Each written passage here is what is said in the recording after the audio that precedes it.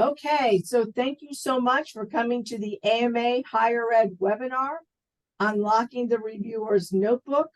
We have an award-winning guest speaker for this webinar, Dr. Emmanuel Mogaji, who has won the Reviewer of the Year award twice from the Journal of Consumer Behavior.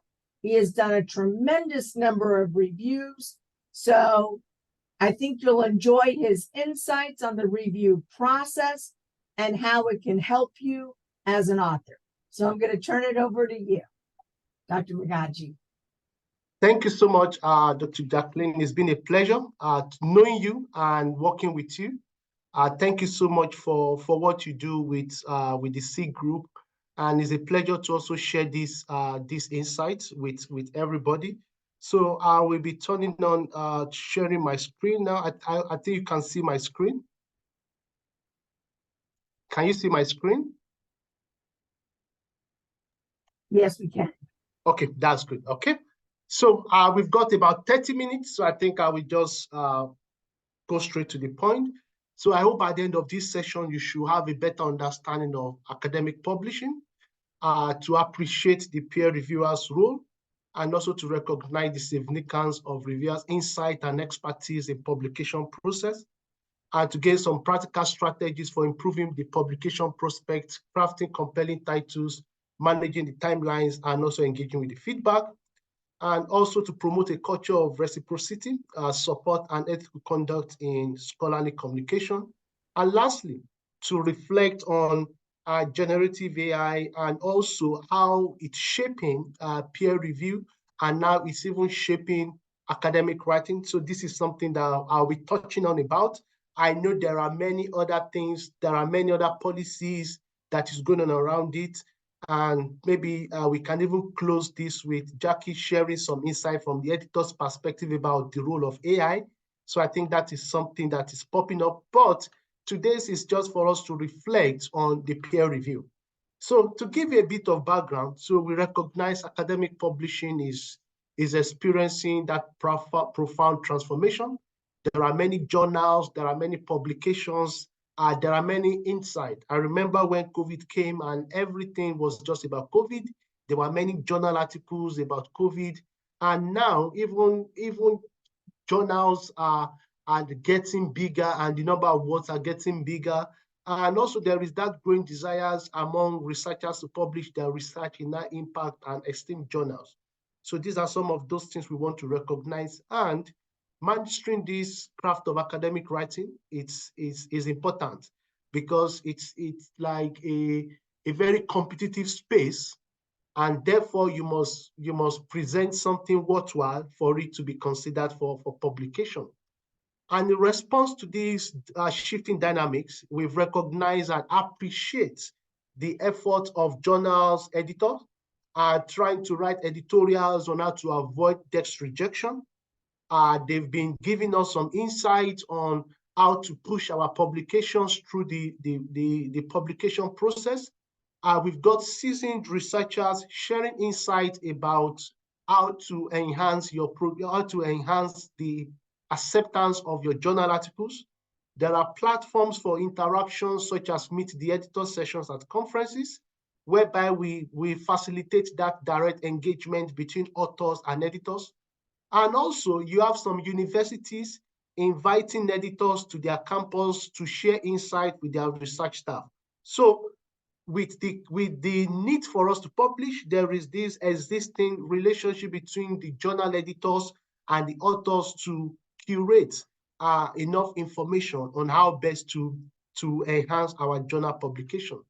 However, this is where I think I'm coming in, whereby we recognize that the pivotal role of reviewers is often missed.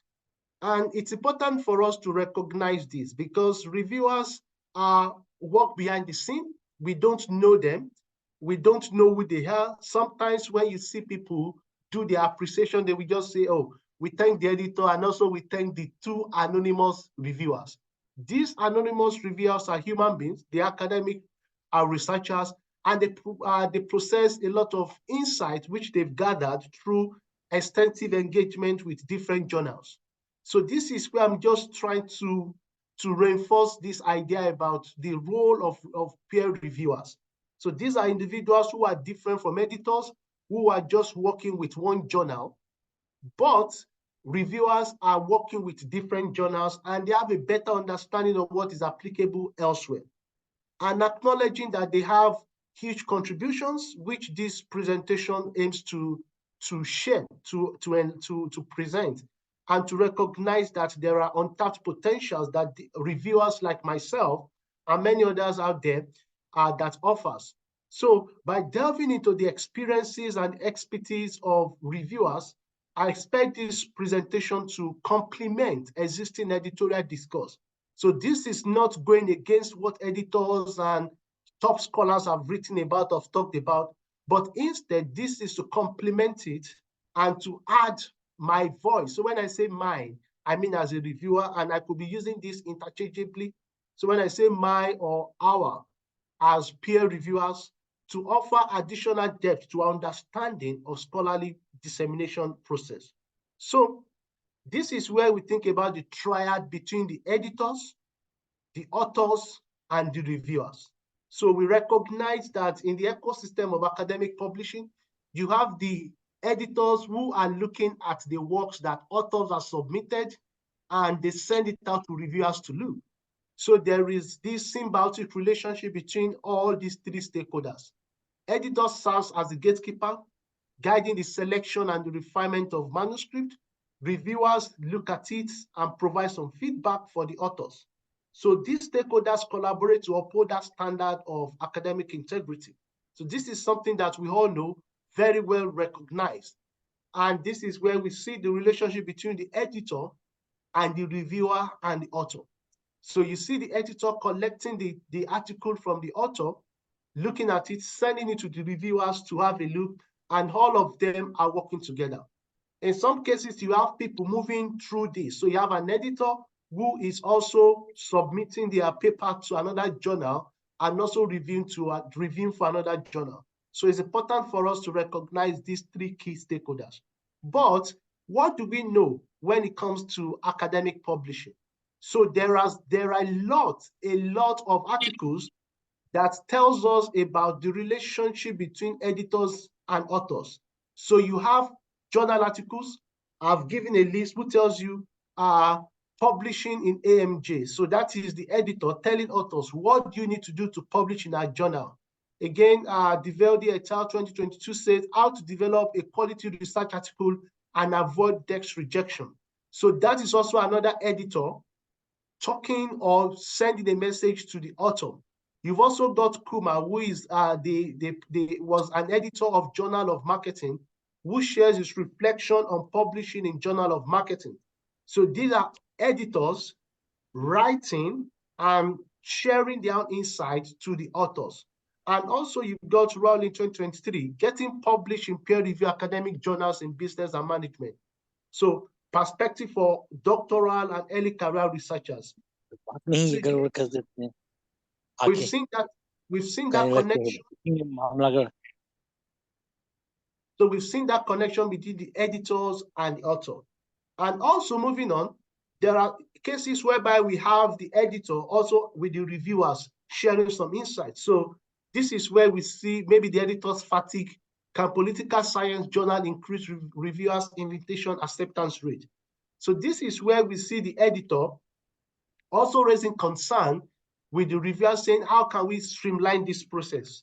And I appreciate what Professor Jacqueline is doing with the JCB to really build up this pool of reviewers, because this is a contemporary issues with academic publishing that we need to recognize.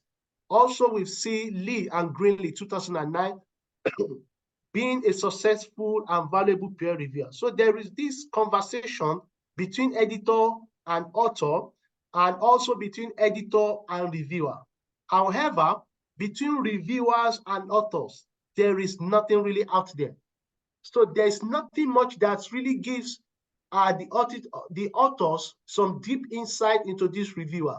So you see these reviewers as somebody who stays behind the scene, who sees what is going on, but their voice is unheard.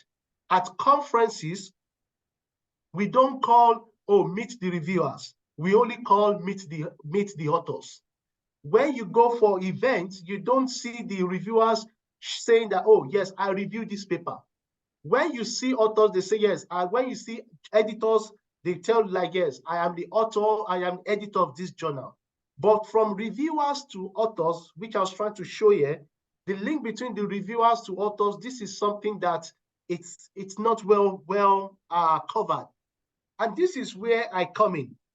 I draw inspiration from what the editors have shared about publishing insights. So this is me recognizing what the editors and have shared with the authors, and I leverage my experience as a reviewer to contribute to this insight. So when I was talking about the role of reviewers having worked with different authors and different journals, according to my Publon record, I have about 270 journal article reviews which I've done, and I've been able to work with different journals.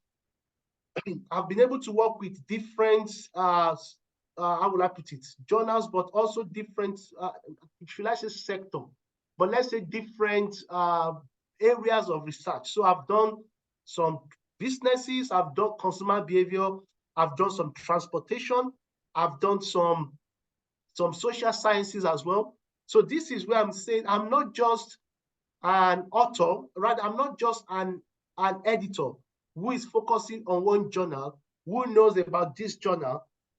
As reviewers, we are very versatile. We know different areas. We work with different journals, work with different authors, work with different different authors as well. So, and also I've been honored twice with the Reviewers of the Year award with Journal of Consumer Behavior. So I seem to understand what it takes to do this. And perhaps this is an indication of how well my effort is being appreciated. And these acknowledgements have led me to frequently guide individuals seeking advice on becoming a proficient reviewer. So this is why I thought it's important for us to share this insight. So the insight today is coming from a reviewer to the author. So see me as like a friend who is working behind the scene. I understand what is going on. I might not be out there to shout from the rooftop that I am an editor, but I have some insight by the virtue of my engagement with different editors, different journals, and different authors to share with you 10 things that I think is very important for you moving on when it comes to your research and your journal article and your manuscript. Excuse me. So I've got 10 points that I want to share with you. Remember, I said this is me coming as a reviewer to the author. So these are my own insights, my own experiences as a reviewer, and just some general insight which I think would be important for you. Number one is about having a captivating title and abstract. Often when we get invitation to review, we only see the titles and the abstracts. And that means my desire to do this review, it's solely based, let's say, on 3 things. Number one, do I know this journal? Have I worked with them before? Okay, I have, that's fine. Then the only thing I see about your article as a reviewer, I don't even know what the content is about. I only see the article and the abstract. And with this, am I convinced enough to say I want to do this? Remember, if one reviewer say no, that is extra time on your journal, on your article, because you want people to see your paper and say, wow, I like this, I will review it.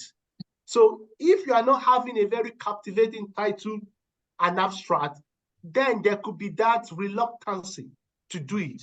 So sometimes you see one article, I feel, I don't know what this is all about. The title is not convincing, the abstract is not convincing. I'm not really interested. So we advise authors should craft titles and abstract that effectively communicate the essence of their research, enticing us as reviewers to be able to delve deeper into the manuscript. So if I see a paper that I'm interested in by the virtue of a very interesting title and abstract, then I'm more inclined to accept and say, yes, I will review this article. Moving on, I also believe that the context matter. So this is me building up on the title and abstract. This can be very tricky, but you just want to find a way to play smart with it. So for example, you want to indicate the geographical, methodological, or the cultural context, because this can influence the reviewer's willingness to review this paper. So for example, if I see something on Horrible, Africa, I will say. I mean, Indian research को horrible कर रखा है sir, इतना time भी नहीं लगता. I mean, ठीक है, आप 7 या 3 months पे reviews करवाइए. Please, can you mute yourself? So for example, if I see something on Africa, because I'm African, I'm more inclined to really say, wow, this is something coming from my continent. I might be more interested in it. But somebody who is not from Africa might say, oh, no, I don't know about Africa. I'm not interested in it. And this is where you want to consider these two titles. One says digital transformation for new businesses in an emerging market, or digital transformation for new business in Africa. So the context really matters. So for the fact that I'm seeing Africa, I might be more interested to say, you know what, I should help, I should contribute to this work and serve as a reviewer. Because if one reviewer rejects, saying they are not reviewing it, then the process gets longer. We need to find the next person. The next person sees it and say, no, I'm not interested. The next person sees it, say, I'm not interested. So this is why your journal, your article, or your manuscript might be in the process for a long time. And this is where I think it's important for us to recognize that context really matters. So even it could be the methodology. The fact that you said you are using structural equation modeling could make somebody more interested in researching, in accepting the invitation to review the paper. Number 3 is about managing the timeline. So this is something that you want to be very mindful of. As authors, we are very busy. As reviewers as well, we are very busy. For example, I've got a deadline that I need to do, and I've got some reviews. I need to tell the editor, saying, you know what, please give me 2 weeks, because I've got my own life that I need to sort out as well. So this is where you also want to put yourself in the shoe of the reviewers to manage the timeline. And I've worked with JCB for some time, Journal of Consumer Behavior, and I think they are very understanding from a reviewer's point of view. And this is where you also want to be very mindful that, yes, people are very busy. People have pressing needs. There are a lot of journal articles coming in. There are a lot of manuscripts coming in. There are need for us to review things. And again, as academics, we are very busy. This is something that we are not getting paid to do. So this is one of those things you want to be very mindful of. And I would say 3 months from submission date is enough to contact the editor. So perhaps as part of managing the timeline, in 3 months, if you've not had anything, you might want to check. But like I said, in the point number 1 and 2, perhaps the context of your presentation, the context of your abstract has been discouraging many people. So meanwhile, somebody has submitted the same time, they were able to get 2 reviewers to start working on it. So even in the 6 weeks, when the reviews should be out, I need to put this on. When the review should have been out, your paper is still being passed around while we are looking for a reviewer. So this is where you want to manage the timeline. And also striving for quality. This is very, very important. Remember, as reviewers, we are not really looking out to reject your work. So I have seen journal articles that it was so easy to accept this, because the work was so good. It's not just that I need to start looking for what is faulty about this. It's like, you know what, this is good, just changes, and that is it. So once you have a very good work, a very good research, it's easier for reviewers to help you to make it better and push it forward.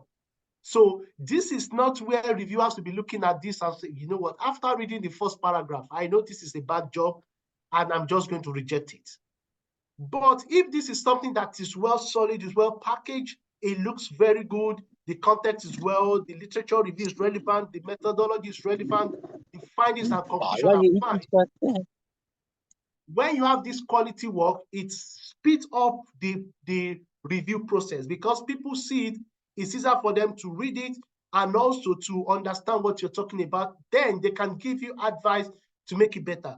But once you have a very bad, a work that is not of good quality, it goes through the process, the reviewer reads it the first time, send it back to you, they read it the second time, send it back the third time.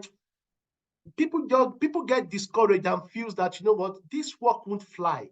We've tried to make it good, it's not good. So please, as a reviewer talking to an author, please try for quality, do something worthwhile at first. Number 5, you want to engage with reviewer feedback. This can be very annoying, I must say, as a reviewer. When you spend so much time to review somebody's work and they've not even taken time to engage with it, and they submit it again like, yes, all the comments you've raised has been addressed. Fine, okay? Where did you address them? What did you do? What are those changes that you've made? And also sometimes, if you don't even submit that reviewer's feedback form, this can also slow down the process. So I need to contact the editor or the journal to say, oh, Emmanuel submitted a journal, but I didn't see the reviewer's comment. Can you ask him for it? Again, this can really be very frustrating. Even if you are saying, I don't like this, your comment, you want to engage with it. Let me know what you've agreed or what you disagree with. Remember, we are colleagues, we are peers.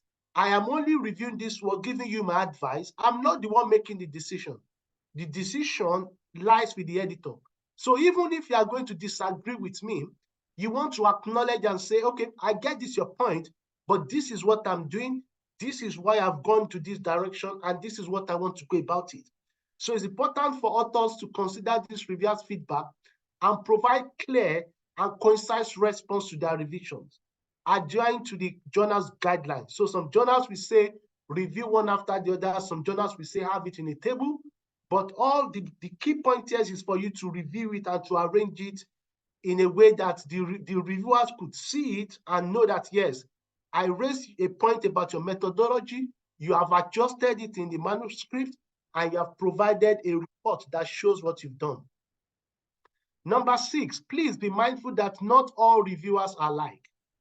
I am sure you might have heard about the tales of reviewer 2. Again, don't just think all reviewers are there to make you, all reviewers are there to rubbish your work. So everybody has got their different expertise, their different interests, the way they evaluate. Some will read everything and give you feedback line by line. Some will read it and give you a general feedback. So you want to be very mindful that all reviewers are not the same, and not all reviewers fit the negative stereotype.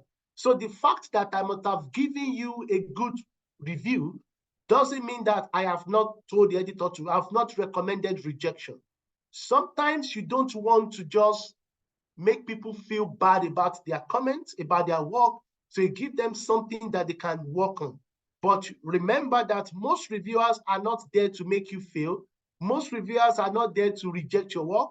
So if you've done something of good quality, they will surely recommend that your work should be accepted. And also, you want to manage expectation with conflicting ideas.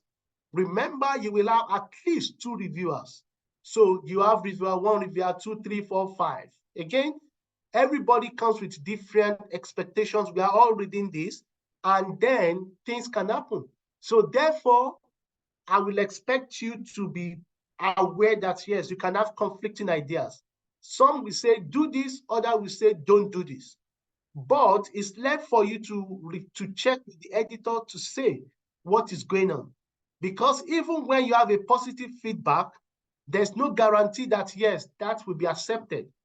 Authors, editors, and reviewers communicate behind the scenes, saying, okay, I've reviewed this, and this is my own comment. So I could send a comment to you as the author. Then I will also send another comment to the editor saying, this work is good, but with what I'm seeing, I don't think they've got the time and the resources to get this done. So this is something you also want to do when it comes to managing your expectation. But please, if you think there is any issue with any conflicting ideas, you can always check it with the editor. The editor can advise you saying, okay, this is what we want, this is the way forward. And this is something I am pushing for, and I think it's something very important, which I call reviewing for review. So I would say I'm doing a special issue, and this is something I really want to integrate, saying there should be a reciprocal process when it comes to reviewing. Reviewing can be very time-taking, it can be very demanding. So for every paper you're submitting to a journal, I will expect you to do at least 2 reviews. Because for your own review, you want to have 2 people to review it. So therefore, if you are submitting to the journal, you also, as an author, want to contribute to this whole scholarly activity. This is a community whereby we don't get paid. You want people to review your work. Therefore, you want to review other people's work. So I will advise authors to view peer review as an opportunity to give back to the academic community and contribute to the quality and rigor of scholarly publishing. So number 9, establishing a reviewers academy. So this is something I will acknowledge a colleague Philip's idea also when it comes to creating that reviewers academy. So this is me coming as a reviewer, talking to the author, saying we need to find a way to pull resources together to streamline the process of peer reviews, to make sure that, yes, things are very easy. Everybody knows what to do.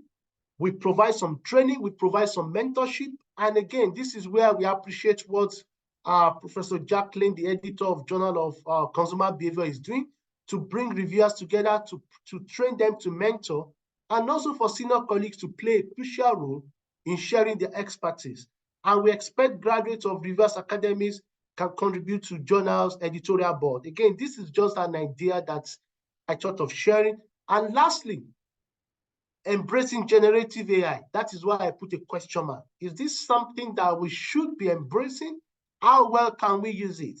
And this is where we see the policy from Elsevier about generative AI not to be used. And this is something that is a contemporary issue in our ever-evolving peer reviewing process. And this is something I hope that the editor can also shed more light on it, because I believe that people should not be using it for peer review. I don't use it because I believe sometimes you want to engage and really understand what is going on. Yes, but I think very soon you expect some journals to be using it right from the beginning, perhaps before they send their paper out to peer reviewers, to allow the machine to do an initial review. So if this machine passes through, if the paper passes through the initial AI tool to review, then they can send it to a human. But again, this is an evolving bit. And authors want their articles to be submitted into generative AI to train future models. Again, this is something that we need to wrap our heads around. And that is why I put a question mark there saying, how do we really embrace this? So perhaps I can just close with that, a reflective question for us to go home and think about it. And then in conclusion, the landscape of academic publishing is undergoing that significant changes. And we've seen that reviewers play a crucial role. And it's important for me, at least as an individual, as a reviewer, to be a voice for reviewers, because I believe that our insight can enrich the understanding of scholarly dissemination. And by bridging this gap between what the editors are saying and also what the authors want to know, we can promote a culture of reciprocity and support that scholarly communication, whereby authors feel responsible to also do the peer review, and we can work together. Ultimately, by using this collective wisdom of reviewers, we can elevate the quality and integrity of academic publishing, driving innovation and advancement of research dissemination. So that will be all. So thank you so much for your time listening to this. And if you have any question, concern, and feedback, that is my contact details and an email. You can reach out to me, and I'll bring the presentation to an end now. So thank you so much, and I look forward to your feedback and your questions. Well, thank you very much. That was phenomenal.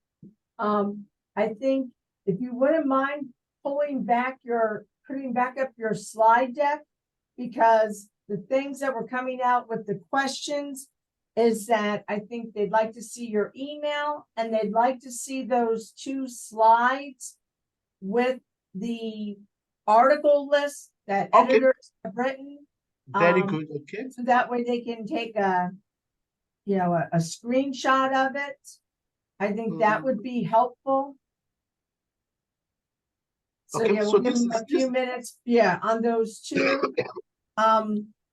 To address your item about generative AI, that I was just at the Winter American Marketing Association Meet the Editor session. There were 19 editors from a wide variety of journals. And some of the things that came from the editors in talking about generative AI is generative AI should not be a co-author, but there may be cases where it makes sense for your research to do something with generative AI. In that case, you need to disclose that very clearly, both in the letter to the editor and within the paper. Something else, though, to keep in mind, that when I go to industry webinars about generative AI, and I go, well, what about intellectual property? If you put your paper in generative AI to say, okay, help me edit it, isn't your paper out of your control? And industry people will go, well, no, because we have firewalls. Well, in academia, we don't really have those kind of firewalls. So if for no other reason, be very careful, because if you put your paper in a generative AI, it's now in the system. And so with, an open AI system, other people asking questions could be getting your work. And so that's something from people that are far smarter than me in generative AI have said, you need to warn people about this. But again, I think be very careful with your use of it. It's not a all yes, all no, but just be very clear with disclosing, both in the letter to the editor and within the manuscript, how it was utilized. Oh, we got a few more things in the chat. Other people asking questions. Did you have a question? That's something from people that are far smarter than me in generative AI and said, you need to warn people about this. But again, I think be very careful. Were there any other questions? And then Emmanuel, we're going to have you go to your email so people can get your email if they have any follow-ups. So I'll give you a chance. We've got another question is, while responding to the comments of the reviewers, how to respond to the reviewers accordingly. Okay. Okay, so, we've got a couple of questions here. How do we know if a paper's been written through generative AI? One, a lot of the systems like Turnitin are now flagging those. So much like they flag plagiarism, it can also capture that. Two, in my experience, things that are written by generative AI tend to sound different than things that are written by humans. So just the tone of voice. Also, things can be in generative AI that are not accurate. So if all of a sudden you see something, it's like, wait, that's not even correct. That journal doesn't even exist that they're citing. And I've heard of this happening. And again, as a reviewer, if you suspect it, what you could do is in that note to the editor that Emmanuel was talking about, you could say, you may want to check, this just doesn't read. And then the editor can check on that. With the next question about reviewers contradicting each other, well, I think as the author, it's your paper. So when you look at the reviewer's comments, you look at, okay, which will strengthen the paper and we've all faced this as reviewers. Sometimes you get comments where it's like, this is taking the paper down a totally different path, then it's not the paper anymore. And so I think when you look at that, so sort of look at which comments could strengthen the manuscript. And if you have questions, that's where I think reach out to the associate editor, to the editor, and that can be very, very helpful, especially if they're saying things where you're like, both of these are sort of concerns, how to address that. And so I think just reach out. Any other questions? Okay, I think we've got all the questions. Emmanuel, if you could now unshare your screen, if we could get a picture of everybody. Okay. And so I'm gonna Stop share. okie doke. Yeah, if you wouldn't mind. Okie doke. And I've got some more people. Good. Yay, thank you. And I greatly appreciate all of your time and coming to this session. Okay, I'm gonna take the picture and I'm gonna count to 3, then click. Okay, 1, 2, 3. Okay, I'm gonna take it with my phone because I'm old school also.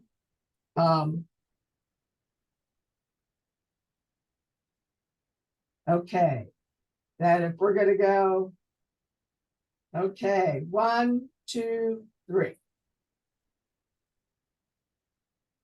Okay. Well, thank you all so much for coming. I greatly appreciate it.